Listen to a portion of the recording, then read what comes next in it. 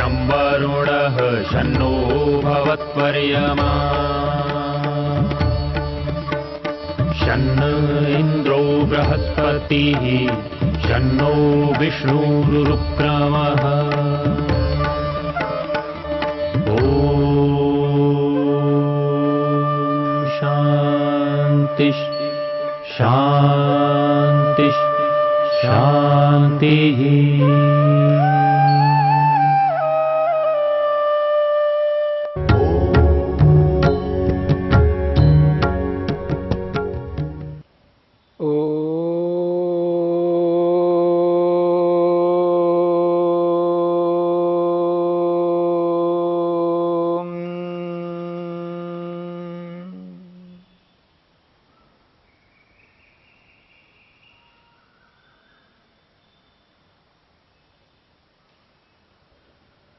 योग में मन के विचार,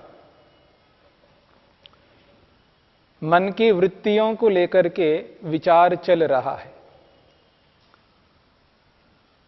वृत्ति का अर्थ विचार है। आप देखेंगे प्रातःकाल जब हम उठ जाते, उठने से लेकर के रात्रि में जब तक सोते नहीं तब तक हमारे मन के अंदर निरंतर विचार चलते रहेंगे और विचारों की श्रृंखला बिना रुके निरंतर चलती रहेगी।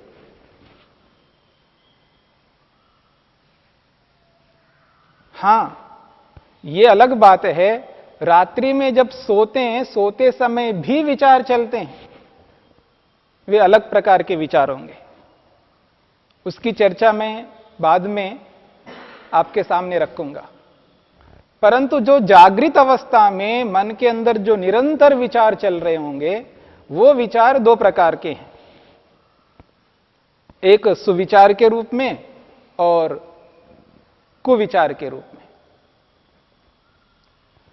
सुविचारों को सुविचार इसलिए कहते हैं जिनसे आत्मा को सुख मिलता है, और कुविचारों को इसलिए कुविचार कहते हैं जिससे आत्मा को दुख मिलता है। आखिर ये सुविचार है क्या और ये कुविचार क्या है? विचार तो विचार होते हैं, परंतु जब हम सोच रहे होते हैं, मन में जो सोच, जो विचार चल रहा होता है, उस विचार में एक अलग भाव है जिसको आप कह सकते हैं प्रेम का भाव, दया का भाव, करुणा का भाव। जो विचार हम मन में करते हैं, या तो हम जड़ वस्तु को ध्यान में रखते हुए विचार करेंगे। संसार में जितने भी जड़ पदार्थ हैं, उन जड़ पदार्थों को ध्यान में रख करके उस जड़ पदार्थ से संबंधित मन में विचार उत्पन्न करेंगे, या चेतन वस्तु से संबंधी विचार उत्पन्न करेंगे।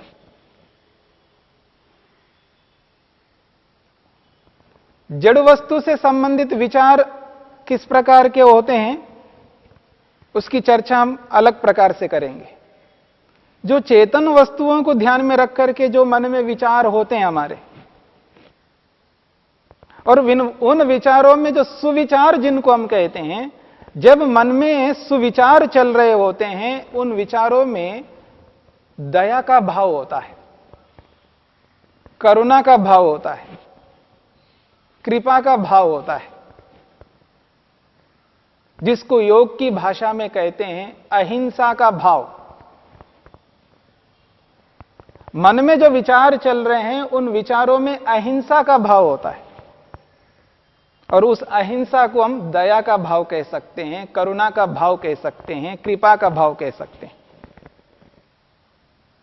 जब ऐसे विचार मन में चल रहे होंगे, उनको कहेंगे सुविचार। और उन विचारों का परिणाम यह निकलेगा जब कभी हम कर्म करेंगे, क्योंकि कर्मों को उत्पन्न करने वाले विचार हैं। हमारे मन में जितने भी विचार होते हैं, उन विचारों के कारण से ही हम कर्म कर पाते हैं, चाहे वो हम शरीर से कर्म करते हों या वाणी से कर्म करते हों। एक कर्म तो चल ही रहा है मन में, जो विचार चल रहे हैं उसके माध्यम से एक कर्म, मानसिक कर्म तो चल ही रहा है। उसका जो परिणाम है, जब कभी हम वाणी से बोलेंगे,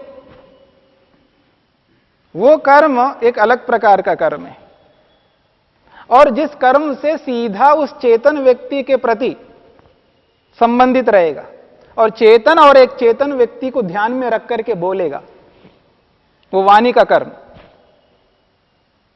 उस कर्म से सामने वाले व्यक्ति को सुख मिल सकता है यदि वो सुविचार होगा मन में। सुविचार से प्रेरित होकर के जब वाणी निकलती है, उस वाणी से सामने वाले व्यक्ति को सुख मिल सकता है। इसी का नाम है अहिंसा का भाव। अहिंसा के विचार मन में जो चलेंगे, इसी को सुविचार कहते हैं। परंतु मनुष्य एक ही प्रकार का निरंतर सोच नहीं रखता मन में। उसके जो मन में विचार चलते हैं वो एक ही प्रकार के विचार नहीं चलते हैं।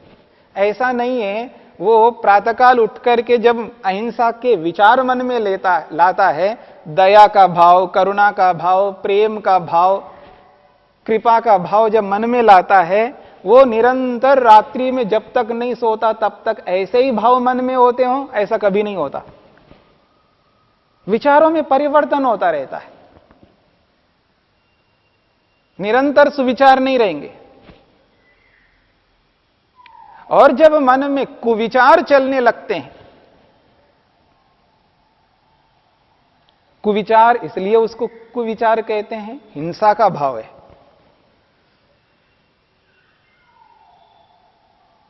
ये जो दया का जो भाव है, वहां दया नहीं होती है, वहां ईर्ष्या होगी, वहां कृपा नहीं होती है, वो धिक्कारता है व्यक्ति। ईर्ष्या का भाव एक धिक्कार अलग प्रकार का, असूया का भाव, द्वेष का भाव, वैर का भाव वो मन में चल रहा होता है। और जब तक मन में वो जो वैर का भाव रहेगा, द्वेष का भाव रहेगा, जब वो वाणी से बोलेगा तो ऐसा ही बोलेगा जिससे सामने वाले को दुख मिलेगा, यानी सामने वाले को कभी अच्छा नहीं लगेगा उसकी वाणी को सुन करके। तो कुविचार और सुविचार, अहिंसा का भाव यदि मन में चल रहा है तो समझ लेना सुविचार चल रहे हैं, और हिंसा का भाव चल रहा है तो समझ लेना कुविचार चल रहे हैं।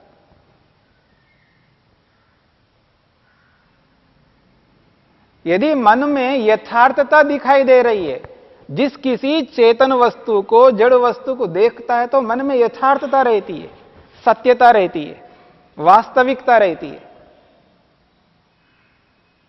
उसका जो सोच है वो सत्य से ओतप्रोत रहेगा, उसका विचार सत्य से युक्त रहेंगे, तो समझ लेना वो सुविचार है।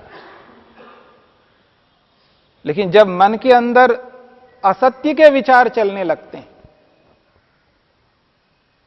वस्तु को देख करके या चेतन वस्तु को देख करके मन के अंदर असत्य विचार उत्पन्न होते हैं, झूठ के विचार उत्पन्न होते हैं, ठगने का विचार उत्पन्न होते हैं, भ्रांति युक्त विचार उत्पन्न होते हैं,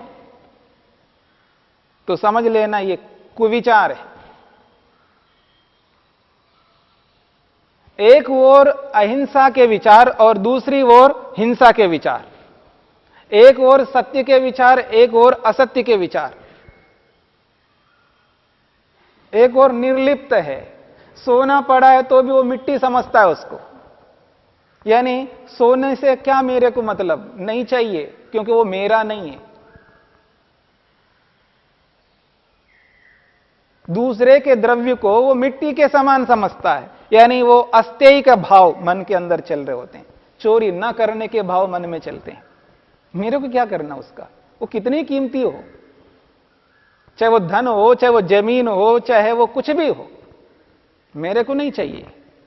उसके मन के अंदर जो भाव चल रहे होते हैं वो अस्तेय के भाव चल रहे होते हैं, और एक और मन के अंदर स्तेय के भाव, चोरी करने के भाव चल रहे होते हैं। उसको लेने के भाव पैदा हो रहे हैं।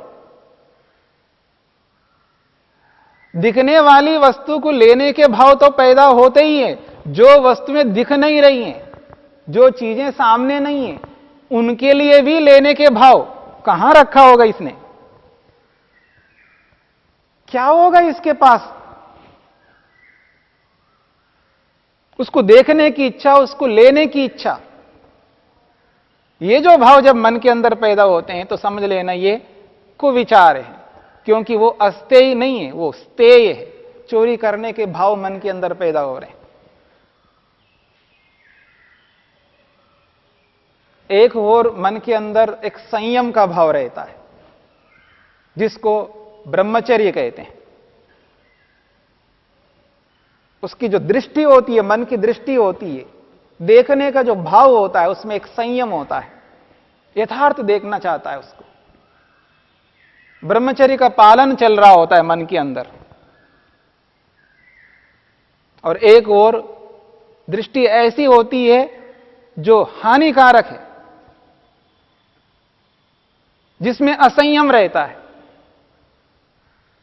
वो देखने का भाव गलत है, व्यभिचार का भाव चल रहा है मन के अंदर, वही कुविचार है।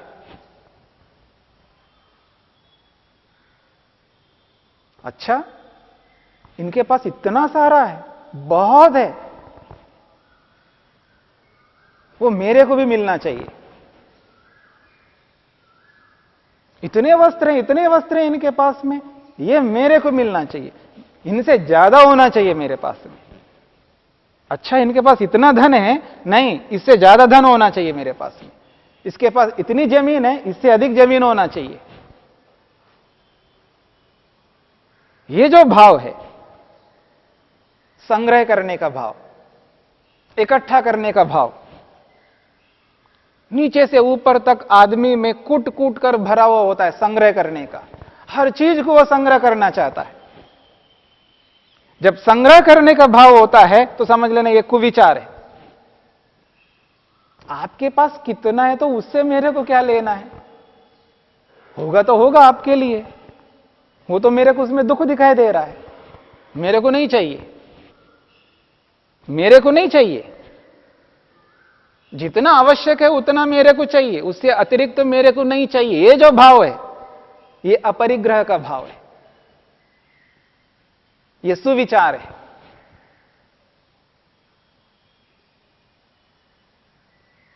तो सुविचार में अपरिग्रह का भाव रहेगा, कुविचार में परिग्रह का भाव रहेगा।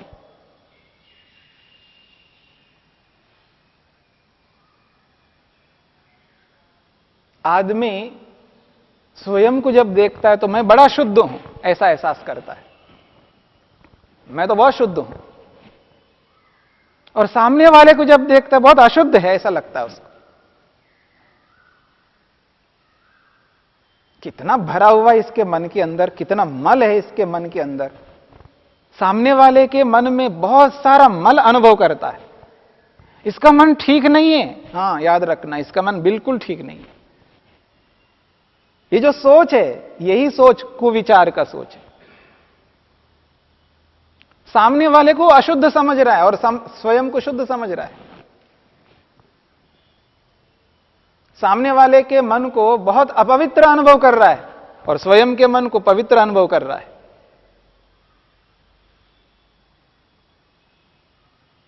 जब अशुद्धि का भाव मन में रहता है सामने वाले के प्रति, तो समझ लेना यह कुविचार है।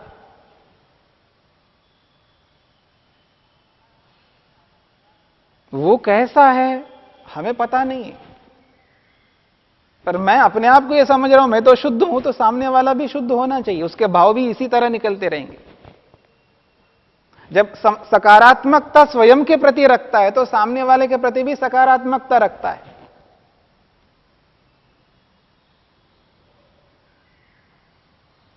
तो संतोष का भाव भी होना चाहिए। सामने वालों को देख करके संतोष करना है तो सुविचार माना जाएगा। यदि सामने वाले को देख करके असंतोष करने लगेंगे तो कुविचार हो जाएगा।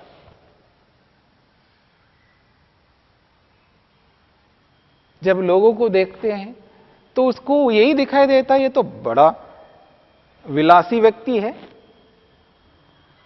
बहुत बड़ा विलासी है ये तो, और अपने आप को बड़े तपस्वी अनुभव करता है व्यक्ति।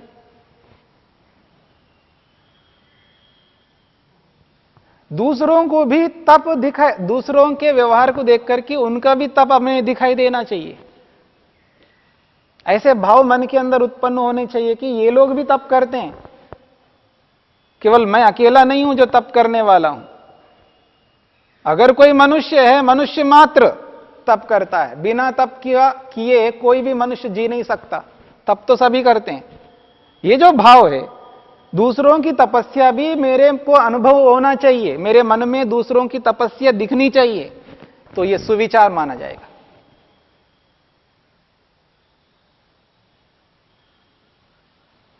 जब व्यक्ति अपने आप को देखता है तो अपने आप को बड़ा पंडित समझता है, बहुत अधिक जानकार अनुभव करता है। ऐसा उसको लगता है दुनिया में मैं ही अकेला हूं जो स्वाध्याय करने वाला हूं। ये क्या जानता है, वो क्या जानता है, वो क्या जानता है। तो उसको यह भी अनुभव होना चाहिए जैसे मैं जानकार हूं, मैं स्वाध्याय करता हूं, तो सामने वाले भी तो करते हैं। कौन है दुनिया में जो स्वाध्याय नहीं करता है? स्वाध्याय करने के ढंग अलग अलग हो सकते हैं, सीखने का ढंग अलग अलग होता है। केवल पोथियां पढ़ने मात्र से कोई सीखते नहीं है, पोथियों को पढ़ने से भी सीखते हैं, उसके अतिरिक्त और भी सीखने के माध्यम है। बिना पोथी पढ़े, बिना पुस्तक पढ़े भी दूसरों को देख करके भी सीखा जा सकता है। तो यह विचार जब मन के अंदर आता है कि हां ये भी जानकार हैं, ऐसा जब भाव मन में रहेगा तो समझ लेना सुविचार है। और मैं जानकार हूं, सामने वाला जानकार नहीं है, वो तो मूर्ख है, उसको कुछ आता नहीं है, कुछ पता नहीं है इस व्यक्ति को, तो समझ लेना वो कुविचार है।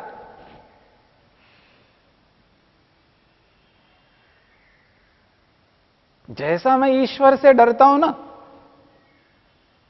मैं भी ईश्वर से डरता हूं, तो सामने वाला भी डरता है। ऐसा नहीं मैं अकेला हूं ईश्वर से डरने वाला हूं, डर तो सबको लगता है डर। तो मैं भी ईश्वर से डरता हूं तो सामने वाला भी ईश्वर से डरता है।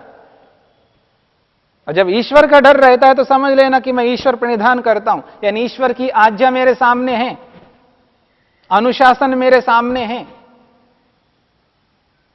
जब अनुशासन सामने रहता है तो अनुशासन को ध्यान में रखते हुए व्यक्ति डरता है।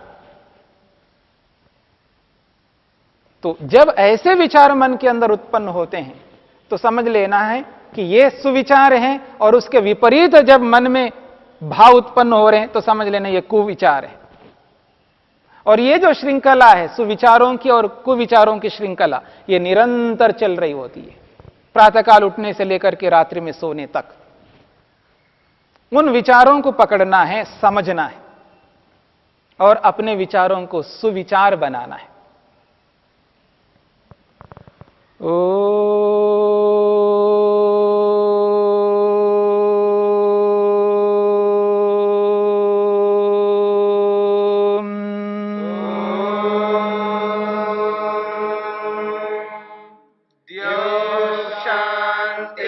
शांतिरंतरिक्षं शांतिर्पृथिवी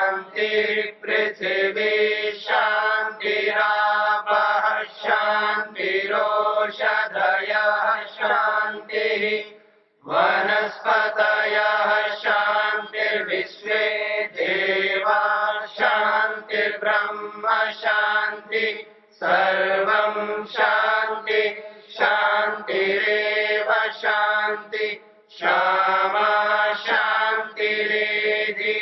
ओम शांति शांति शांति।